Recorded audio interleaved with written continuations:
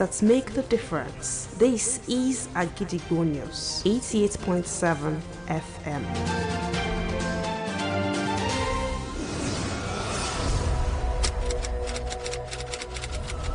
This is Kunle Amzat Studio, Akojopo 88.7 FM.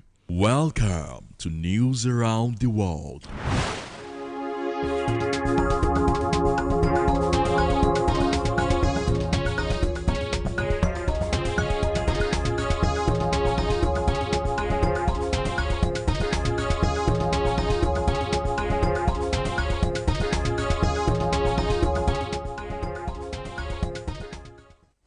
A very good evening to you and you're welcome to News Around the World on the most listened to radio station Akojopo 88.7 FM Ibadan. I am Wuraola Yusuf. The headlines. Reps to mediate Mpengasan Dangote refinery dispute. Oyo Anti-Corruption Agency chairman says anti-graft body can investigate anyone irrespective of position.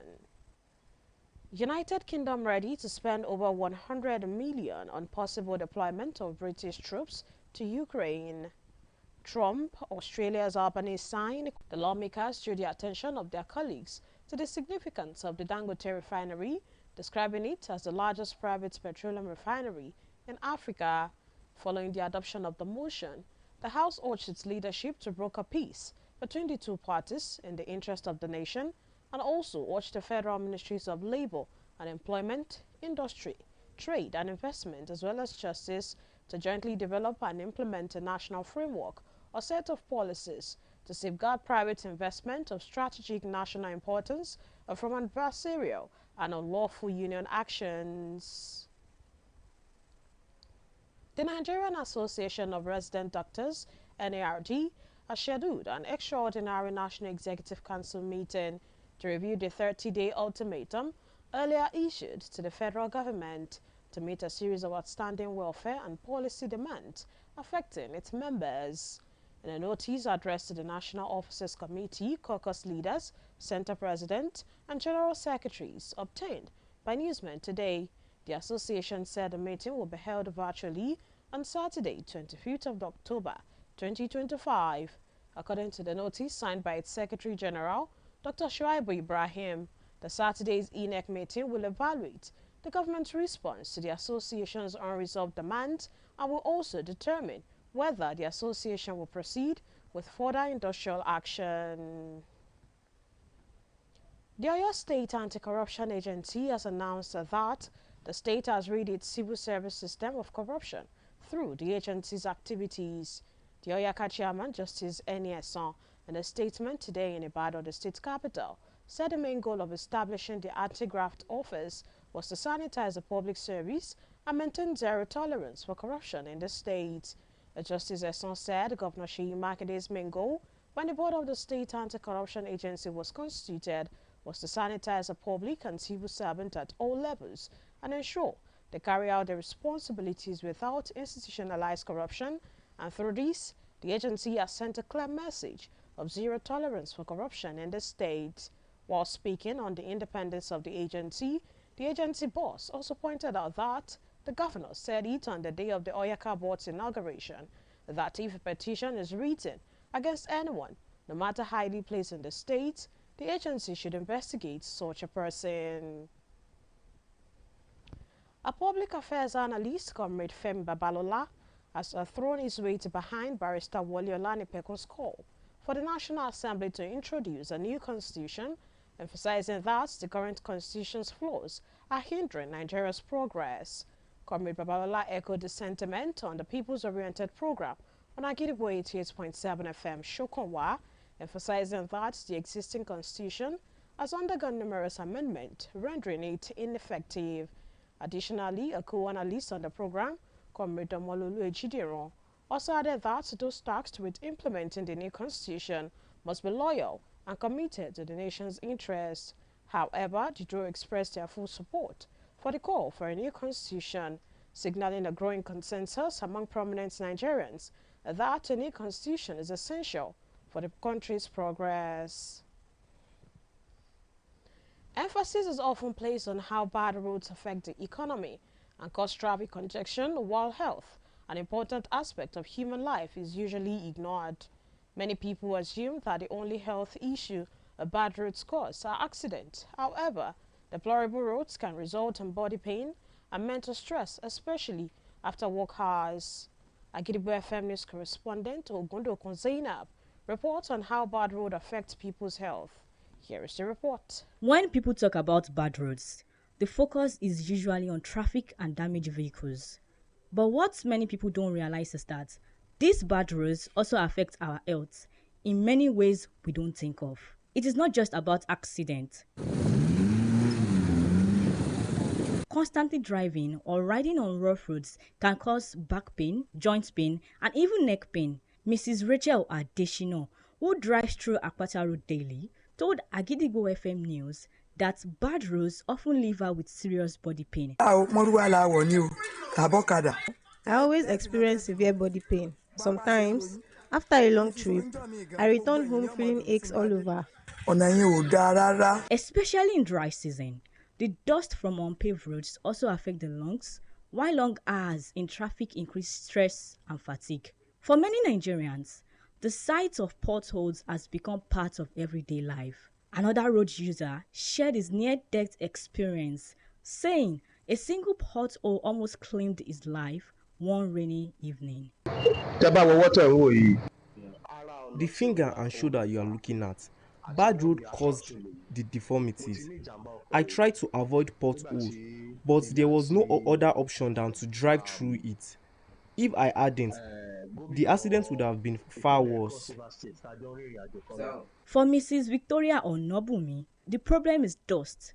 She said constant exposure to dusty roads makes it hard to breathe, especially during the dry season. When a road is dusty, people can be allergic to dust, and thereby it can lead to running nose, any infection, just like that, and it can make people fall sick easily. A medical expert at the University College Hospital, Mrs. Yemisi Dada, advised commuters to plan their movements better and avoid relying too much on painkillers. It is better you seek the help of a medical personnel because there are some drugs that you cannot just take anyhow. Some drugs are corticosteroidal anti-inflammatory drugs, NSAIDs. They are painkillers too, and if you don't use them very well, they might do more harm than good. Experts say good roads do more than boost the economy. They also protect people's health and the conditions of vehicles. So while citizens continue to call on the government to fix the roads, residents are also reminded to take care of themselves because at the end of the day, no road should cost anyone their health. Zainab Ogundokun, Agidigbo News. Now it is time to link up with our United Kingdom studio for the foreign news. The country has failed to match rising costs, and there have been fewer international students who pay higher rates coming in to help make up the financial shortfall. The United Kingdom is ready to spend over £100 million on a possible deployment of British forces to Ukraine if Donald Trump secures a peace deal with Russia. Defense Secretary John Hurley said Vladimir Putin viewed Britain as his number one enemy because of the country's support for Ukraine. Mr. Hurley used a lecture at Mansion House in London to talk about efforts led by the UK and France to build a coalition of more than 30 nations to form what he called a multinational force that will help to secure Ukraine's skies and seas and also train its troops if Russia agrees to halt its full-scale war. And that ends the news from Kuliamza Studio at Gidigbo FM, United Kingdom. I am Olushola Damilola. Welcome back. We shall also be moving to our Maryland studio, United States, for more foreign news. News from Kuliamza Studio at Gidigbo FM, United States. I am Uluwatosin Soya. Former French President Nicolas Sarkozy began a 5-year sentence on Tuesday for conspiring to raise campaign funds from Libya, arriving at La Sante prison in Paris in a stunning downfall for a man who led the country between 2007 and 2012. The former conservative president, 70, left his home for a car journey to the prison, walking hand in hand with his wife, Carla Bruni, and cheered by a crowd of supporters chanting his name and singing La Marseillaise national anthem. Sarkozy, who was convicted and sentenced last month, is the first former French leader to be jailed since Nazi collaborator Marshal Philippe Pétain after World War II. Sarkozy's conviction capped years of legal battles over allegations that his 2007 campaign took millions in cash from Libyan leader Muammar Gaddafi, who was later overthrown and killed during the Arab Spring uprisings.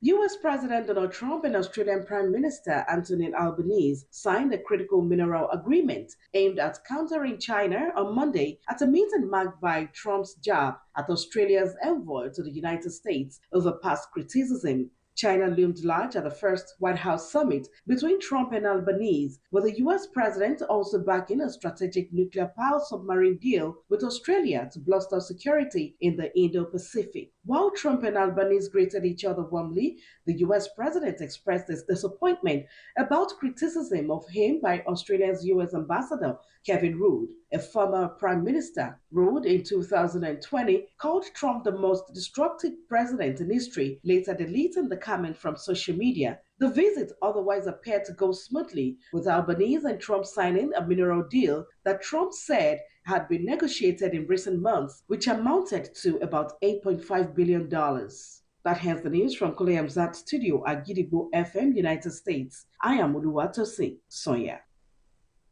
You're welcome back. And now the exciting world of sports. Nigeria's youth football team has clinched the 2025 FC Bayan Youth Cup World Finals title after defeating Rwanda 1-0 in a thrilling final.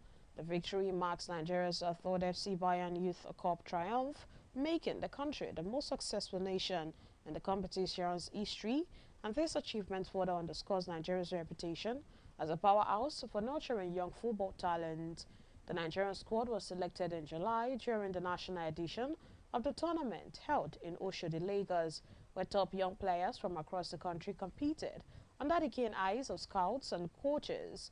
The executive director of FC Bayan Youth Cup Nigeria, Mr. Victor Ede, praised the team's remarkable performance, highlighting their growth and consistency throughout the tournament.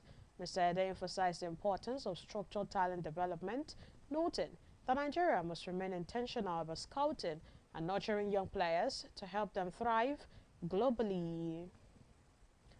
To wrap up the news this evening, here is a recap of the headlines. Reps to mediate in Pengasan Dangote refinery dispute. Oyo Anti-Corruption Agency chairman says anti-graft body can investigate anyone irrespective of position. United Kingdom ready to spend over 100 million on possible deployment of British troops to Ukraine. Trump, Australia's Albanese signed critical minerals agreement to counter China. Nigeria wins the 2025 FC Bayan Youth Cup World Finals.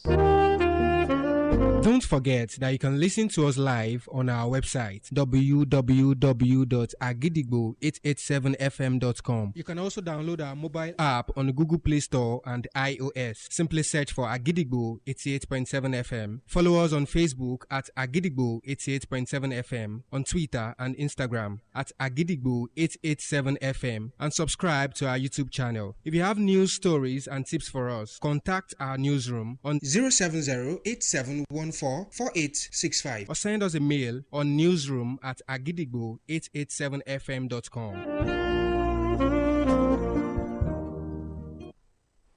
And before we go this evening, here is a quick tip.